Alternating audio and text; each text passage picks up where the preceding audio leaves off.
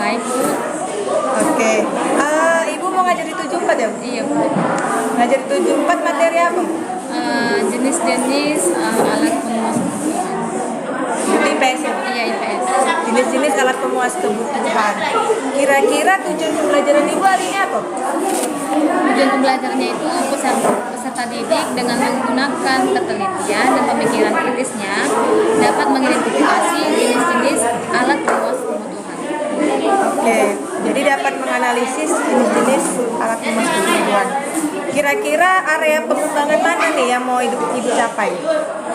Area pengembangan yang ingin dicapai yaitu peserta didik memiliki kompetensi dalam menganalisis jenis-jenis alat pemuas kebutuhan.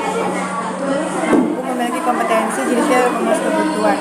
Kira-kira Ibu di materi ini pakai model apa, Bu? Saya menggunakan metode picture and picture. Kenapa Ibu memilih metode itu, Bu? Karena menurut saya dengan materi picture and picture itu lebih mudah memahami peserta didik dalam mengenalkan gambar-gambar dari jenis-jenis alat pemuas kebutuhan. Lebih mudah mengingat ya, Bu? Iya. Lebih mudah mengingat. Jadi pembelajaran kali ini kira-kira strategi apa yang Ibu persiapkan? Strategi yang saya gunakan itu tadi Bu, dengan menggunakan metode pembelajaran picture and picture. Nah, dengan picture and picture, kemudian saya membagikan peserta didik sesuai dengan gaya belajarnya masing-masing, yang ada visual, audio visual, dan kinestetik. Nah, dengan gaya belajar visual itu, peserta didik mampu mencocokkan gambar jenis kebutuhan. Nah, kalau dengan audio visual, mereka Kalau dibagi LKPD kalau audio visual itu mereka saya bagikan LKPD. Nah, mereka mengisinya di dalam LKPD yang saya bagikan nanti. Nah, kalau kinestetiknya mereka mengurutkan gambar-gambar ke dalam kertas plano. Oke, berarti strategi yang dipersiapkan pakai model picture and picture, lalu peserta didiknya dibagi kelompok sesuai gaya belajar, dan LKPD-nya pun dibagikan sesuai gaya belajar. Iya, sesuai dengan gaya belajar. Kira-kira persiapan Ibu hari ini berapa persen? Sekitar 90% lah, Bu. 90%, berarti udah mateng kali ya? Iya. Kenapa dia percaya diri sekali? Karena sesuai dia, ibaratnya kan dia banyak menggunakan gambar, jadi dapat dia dari metode picture tadi, ada visual, audio, dan kinestetiknya. Jadi menurut saya sudah mantap 90%. Berarti Bu Ledis benar-benar udah persiapan sekali ya, Iya, untuk benar. mengajar hari ini dan semangat sekali ya, Bu. Iya. Oke Bu Ledis, berarti selamat mengajar di 74 ya, Bu. Semoga sukses pembelajarannya. Selamat bertugas Bu Ledis. Ya, terima kasih Bu Indah.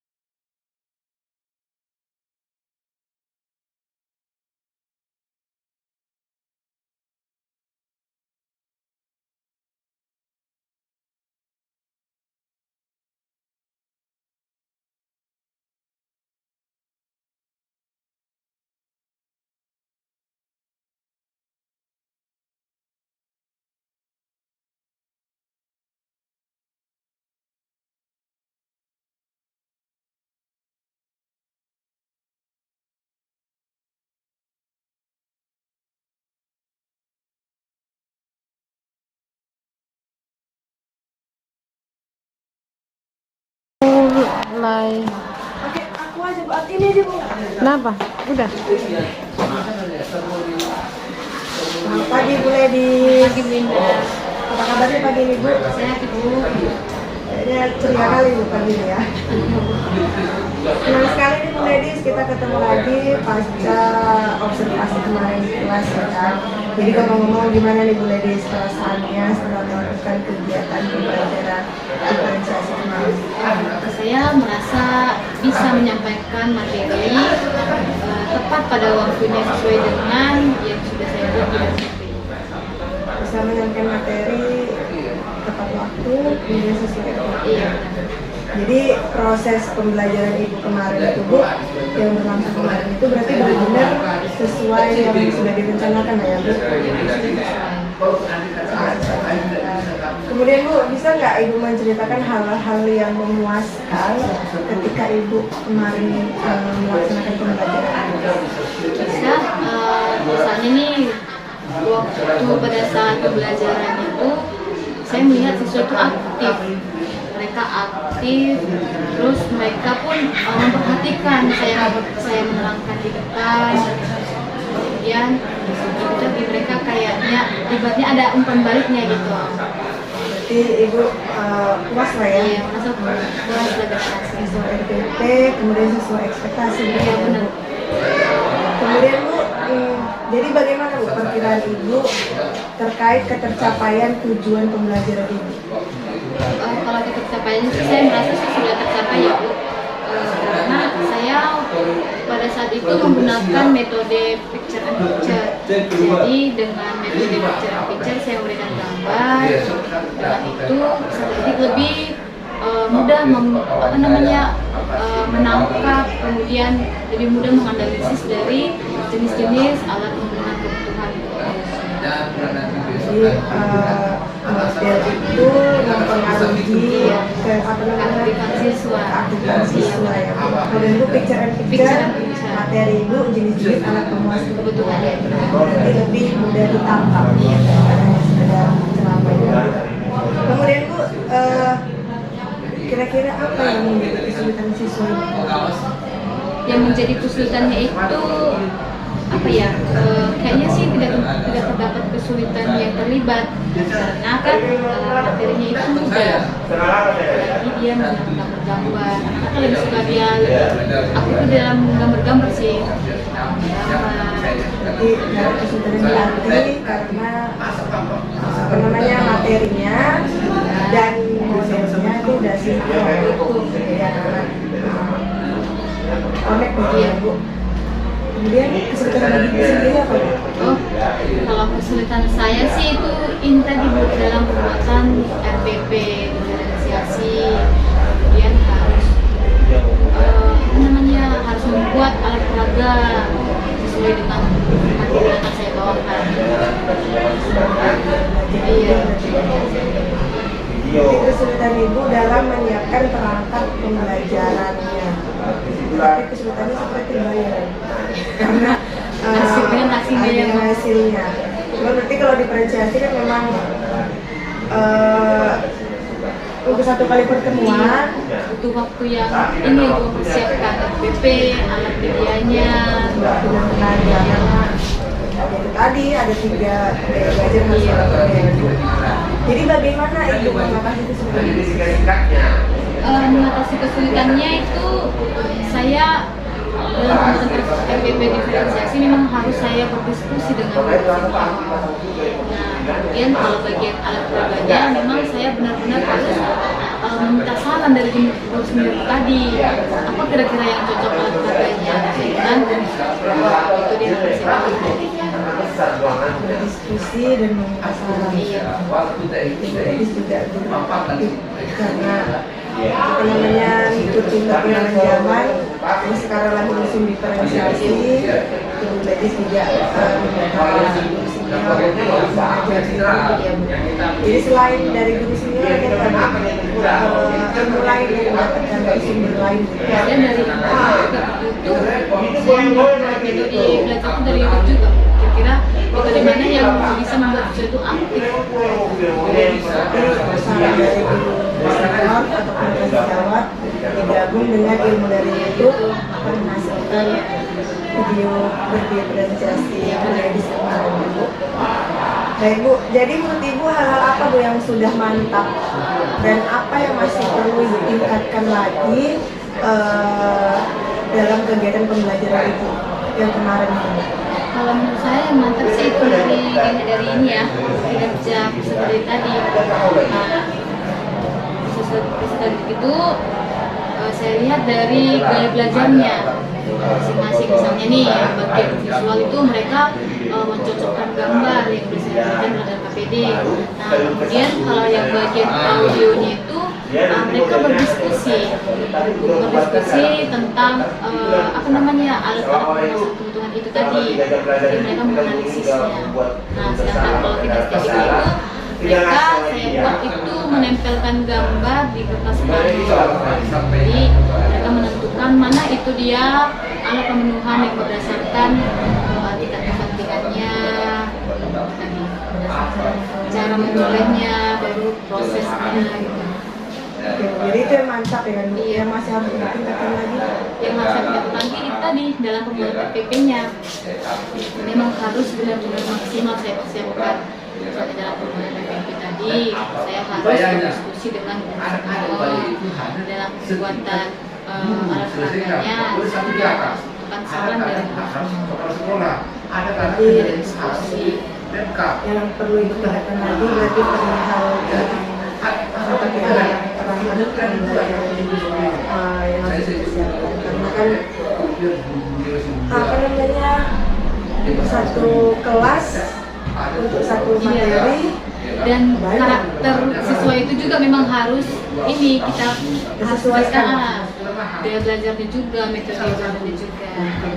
Baik, berarti yang mantap proses pendidikan kemarin yang masih ditingkatkan tetap kemudian Bu apa rencana Ibu yang akan Ibu lakukan untuk pertemuan Ibu berikutnya? Lebih mempersiapkan diri yang lebih maju. Juga dalam PPP saya harus bisa lebih ikutnya nggak lebih tergantung sama senior gitu. Kita hanya oke lah sekali boleh dibimbing sama guru senior. Misalnya sebenarnya boleh lebih mandiri lagi dalam pembuatannya. Oke, rencana kedepannya tetap explore diri lagi hal-hal yang lebih maju dan tidak bergantung kepada guru senior, tetapi tetap mencari sumber ilmu yang lain baik dari YouTube dari manapun. Artinya tetap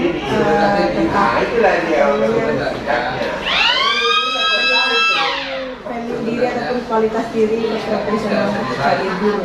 Cara menyampaikan materinya juga saya tingkatkan. Oke, Bu Ledis. Jadi kira-kira Ibu memiliki saran untuk supervisor Ibu yang sudah 12 kemarin di kelas? Ya, saran saya sih kalau bisa nih ya lebih sering melakukan supervisi dalam kelas. Ya, tidak maksimalnya itu sekali dalam sebulan. Berarti harus supervisi. Iya, jadi ada koreksi, kritikan, masukan gitu. Oke, Ledis catat. Berarti Ledis kedepannya ingin terus disupervisi agar Bu Ledis terus mendapatkan koreksi dari guru senior mana yang tidak baik, mana yang lebih baik, mana yang harus ditingkatkan, mana yang harus lebih dimantapkan lagi di dalam kelas karena memang tantangan kelas kita beda-beda gitu kan Bu. Mungkin di tempat kemarin supervisi bagus gitu ya Bu, mungkin di 75 beda lagi, jadi mungkin Bu Ledis biar terus belajar semuanya sering-sering supervisi. Oke Bu Ledis,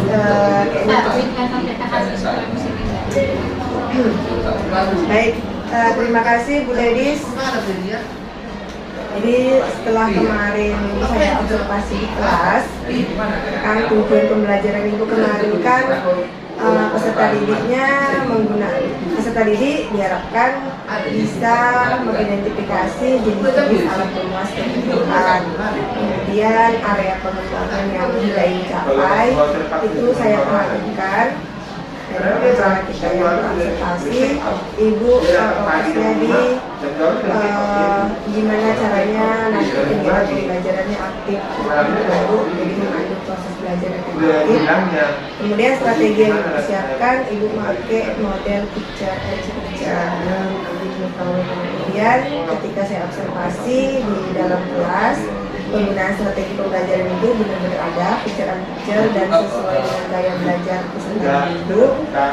Kemudian proses belajarnya benar-benar ada pembukaan, ada kegiatan inti dan ada penutup, dan kemudian juga pendekatan dalam mendampingi murid. Saya perhatikan ibu aktif untuk melihat ketika ibu bagian KPD-nya ke kelompok visual, auditori ataupun SAT, ibu mendampingi mereka yang mungkin mereka belum paham gitu kan, terus penutupan proses belajar itu juga ada melaksanakan dengan baik.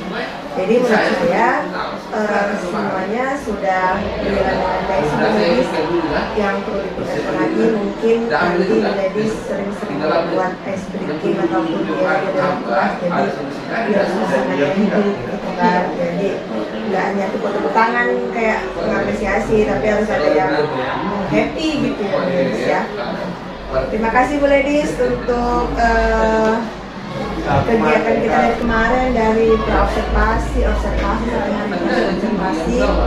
Semoga Bu Ledis terus semangat menjalankan peran gubernurnya di era RPP berdiferensiasi. Terima kasih Bu Ledis sekali lagi, sampai ketemu di supervisi berikutnya. Terima kasih kemarin. Kasih Bu Titin itu berapa menit Bu Titin?